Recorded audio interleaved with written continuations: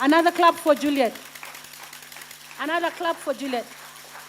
Now, I know time is not on our side, but I know that women still need to know how they present themselves to media. Why don't we make the headlines in a good way all the time? Why are women leaders not making the headlines in a good way? Why do they keep hiding Hamisa Raja in the pages, ukundani? Why do we always have two men who we are so tired of their faces on the cover? 2 or 3 men, we are so tired. It's okay. But why don't we make the headlines? Marceline Nyambala, as I said earlier, is my boss. But she knows media like her hair from the front to the back. She understands media, she argues, she mentors, she talks to women all the time. She trains on engagement with media all the time. She keeps repeating. She keeps urging women leaders and tells them, please create rapport with media. But then again, Marceline also goes to media to tell media spaces for women in politics must be there. Spaces for women in leadership must be there. Marceline, I want to give you 10 minutes. I want to give you 10 minutes to just talk to us briefly about women political leaders in the headlines. Do media people, does the media love women? No. You know me, I'm media, so please be nice. Does the media love women? No. Marceline, they said no. Please tell us why. A clap for Marceline. While Marceline is here, I will call on the Femininja band to get ready to come up as we are coming towards the end of our wrap-up. But Marceline, please tell us, people have decided, the women have said the media doesn't love women. So please, welcome, a clap for Marceline again. Thank you so much. Mildred, I want to start with a question to us. I want to pose us a question. Amongst us who are here, who has been in media, any station, over the last 2 weeks? Over the last 2 weeks? 2 of us. Over the last 1 month, people who have been in the media? 1, 2, 3, 4. The numbers are improving. Next, which 2 women, can you just quickly mention their names that are often in the headlines?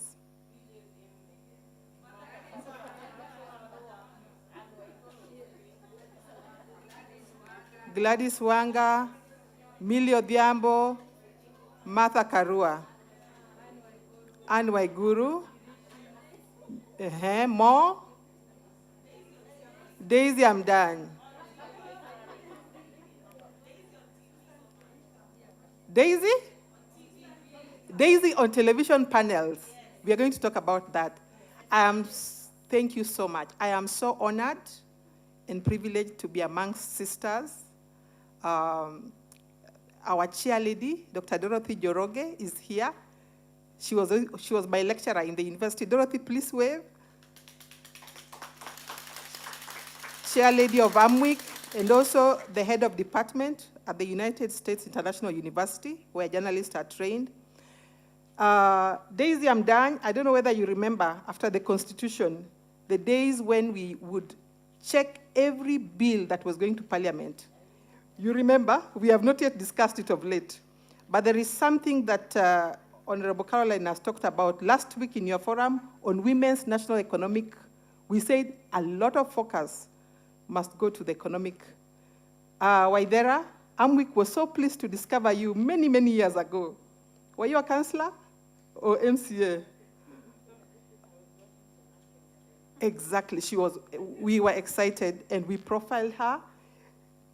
Memory is my sister for a long time, even when she was the programs manager. Thank you so much.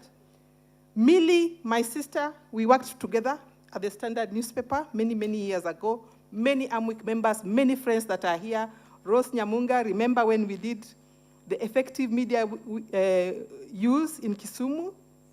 Caroline Agwanda, I may not have been there, but 2 of our former chairs train them with Kefiado Easter. So I'm so pleased to be here. Winnie Mary is there smiling. Thank you. And all of you, Jane, we are working Kibera together. So we have journeyed with many of you. Marvel is here, my sister, whom we have worked as well many, many years. So like I said,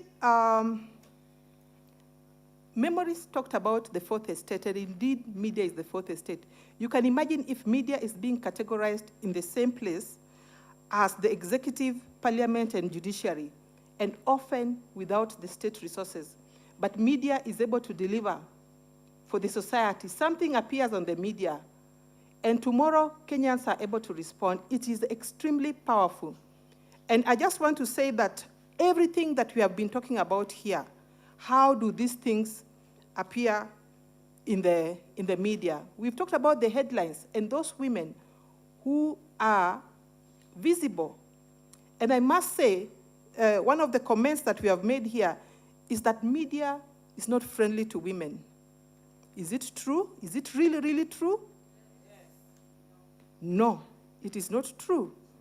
We are the ones who fear the media.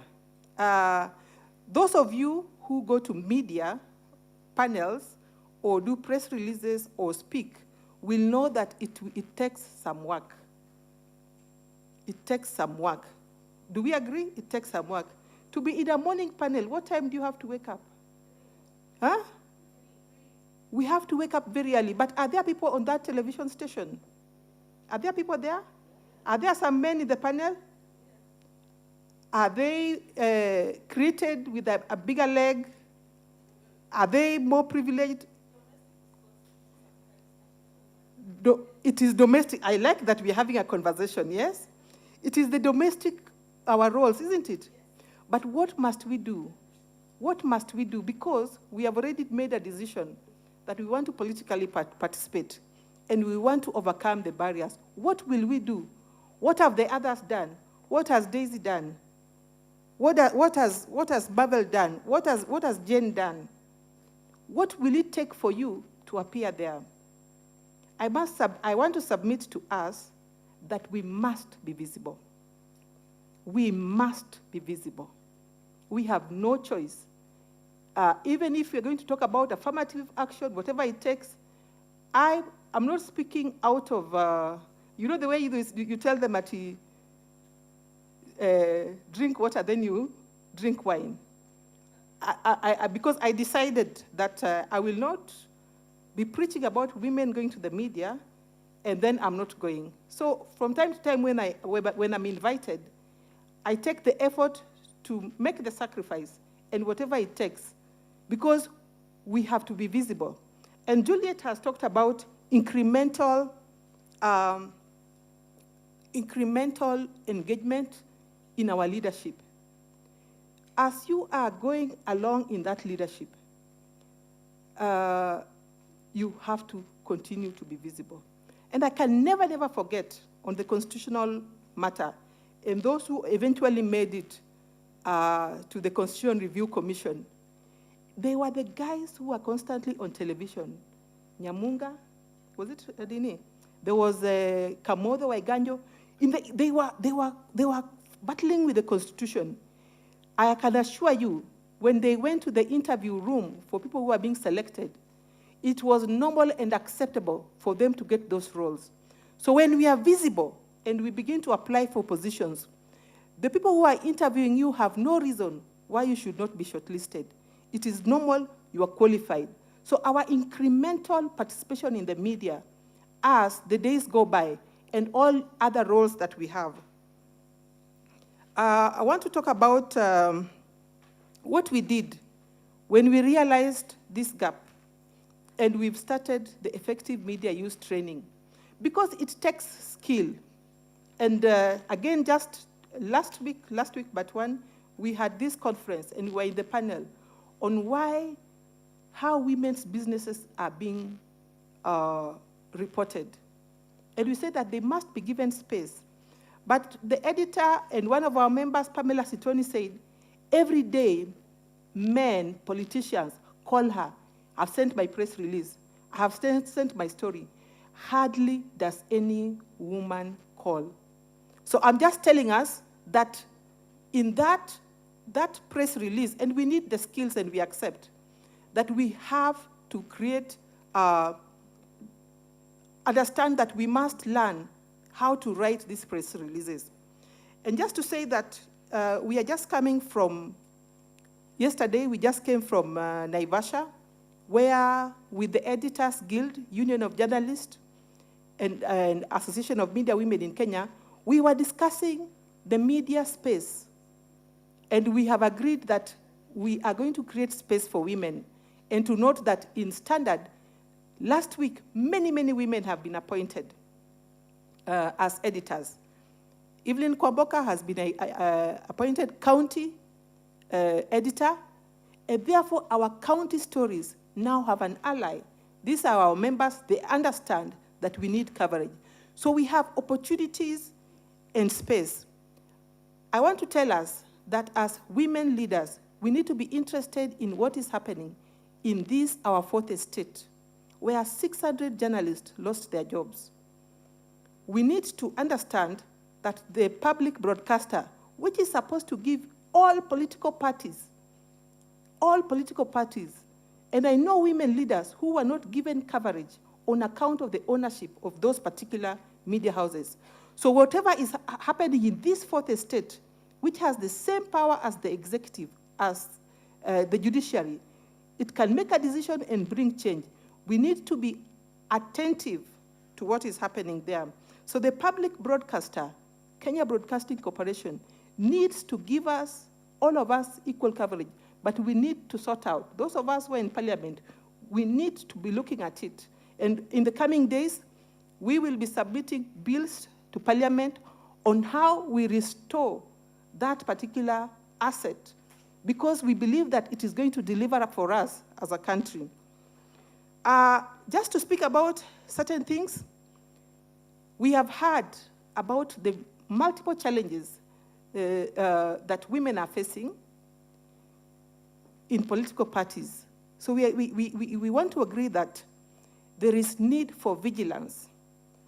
All these challenges that women are facing in political parties, the issues that have been raised here, how are we going to canvass them in the media? Because also, the media is where these other political players are arguing their issues.